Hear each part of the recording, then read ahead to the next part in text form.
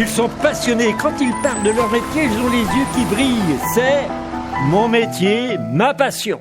Bonjour, c'est mon métier, ma passion, et on retrouve avec beaucoup de bonheur Raphaël Roche qui va nous parler de son travail au niveau du slam, et puis il va surtout nous proposer quelque chose d'assez extraordinaire, conter un slam ou nous chanter ou nous dire un slam endiablé.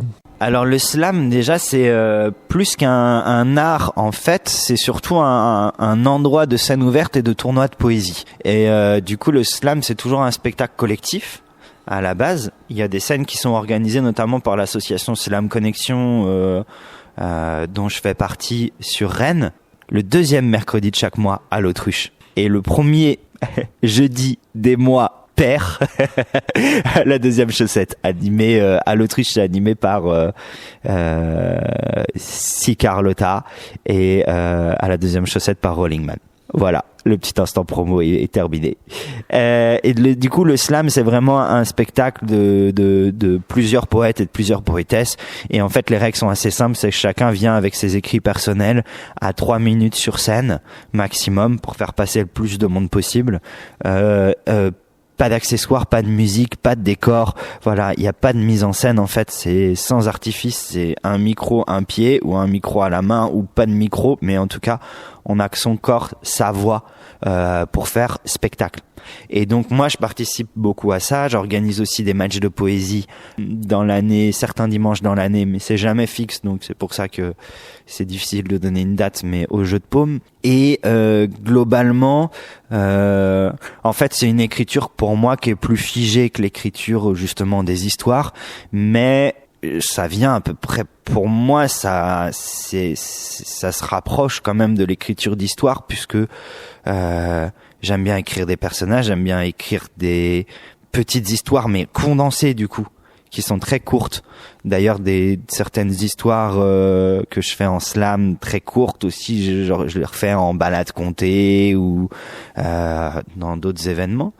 Et après comme je me considère aussi comme un expérimentateur, j'aime bien travailler différents styles d'écriture, donc ça m'arrive aussi de faire des choses plus abstraites, plus poétiques, mais du coup c'est vrai que il y a l'aspect littéraire, il y a l'aspect mot, il y a l'aspect c'est hyper difficile de se définir, surtout dans une espèce de pluralité. Enfin j'aime bien cette image pluriel, de forme plurielle. Mais si je devais dire quelque chose, c'est surtout cette écriture, comme elle doit être courte, c'est de devoir chercher la force de la synthèse. Là, on est véritablement dans la force des mots, et puis en effet, ça demande une écriture, j'allais dire sérieuse. Toutes les écritures sont sérieuses, mais ici on a besoin en très peu de temps. C'est comme une chanson, hein, on a 3 minutes pour dire la chose et que la chose soit largement comprise. Et donc ça demande véritablement une synthèse et puis sûrement des heures d'écriture des fois pour arriver à quelque chose qui soit audible, avec émotion et avec ses tripes. Et donc, moi, j'aimerais bien que tu me dises quelque chose avec émotion et avec tes tripes sur du slam. Là, il se lève, il essaye de trouver toute son énergie pour nous proposer quelque chose. À toi, Richard. Sur la ligne du métropolitain, il y a l'arrêt des ouvriers. Chaque matin, 3500 travailleurs poussent les portes de l'usine, la mine pâle de lassitude.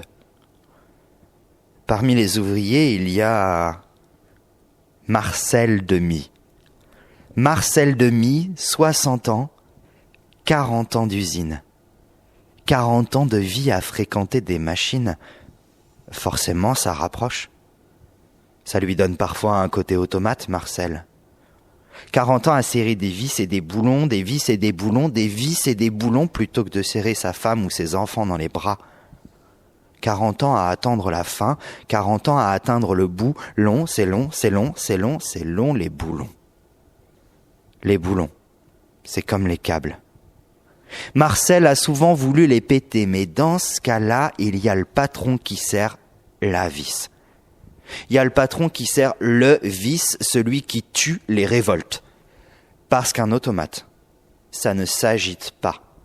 Ça agit, un automate. Même un automate âgé. Un automate, ça ne fait pas d'AG, ça ne fait pas la grève, ça réalise sa tâche et sa tâche à s'attacher, que sa tâche, elle soit bien faite, quitte à s'y tuer à la tâche. Des tâches, Marcel, il en porte de grosses à l'intérieur de lui, dont une qui lui recouvre la moitié de son cœur. Parce qu'à donner la moitié de sa vie à l'usine, il a l'impression de ne la vivre qu'à moitié, cette vie. Prédestination ou coïncidence quand on s'appelle Marcel Demy et qu'on vit son quotidien ainsi. Levé, 6h30 après un sommeil en demi-teinte.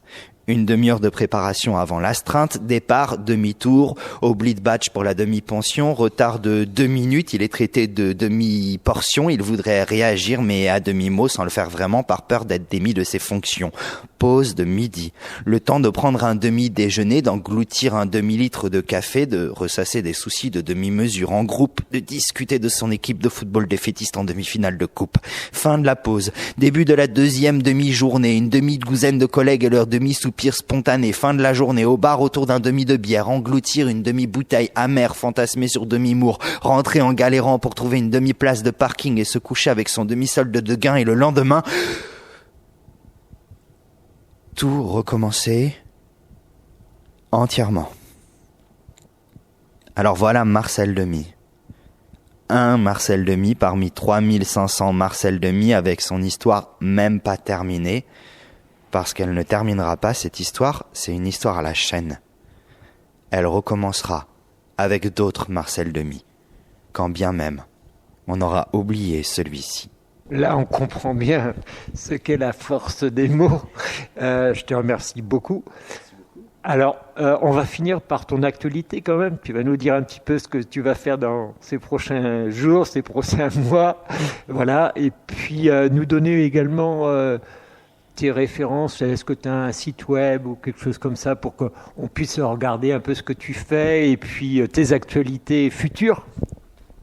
Alors en actualité, déjà il y a une compagnie qui est en train de se créer, qui est déjà créée en fait, qui s'appelle la compagnie Populus Incertitus, qui est une compagnie que Chloé Saunier, metteuse en scène, avec qui je travaille sur tous les spectacles et qui m'accompagne, y compris aussi sur les slams, sur le travail d'interprétation.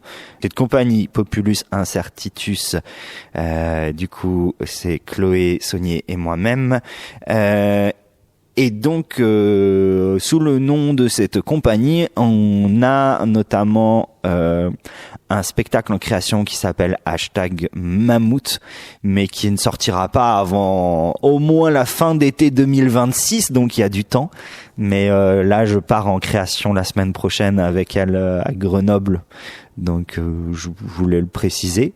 Et pour le site web, donc le site web va changer très probablement d'ici quelques mois pour repasser en Populus Incertitus, mais j'ai pas encore le nom du site web. En tout cas, pour l'instant, c'est www.raphaelrush.com. Là où on peut retrouver les actualités, et puis aussi sur Facebook et Instagram. Je mets régulièrement à jour. Alors il m'arrive d'avoir des petites périodes où je suis occupé à d'autres choses, où je mets pas beaucoup à jour, mais généralement je le fais pas mal. Et voilà. Raphaël, merci beaucoup. Puis je vous souhaite une bonne semaine. Au revoir.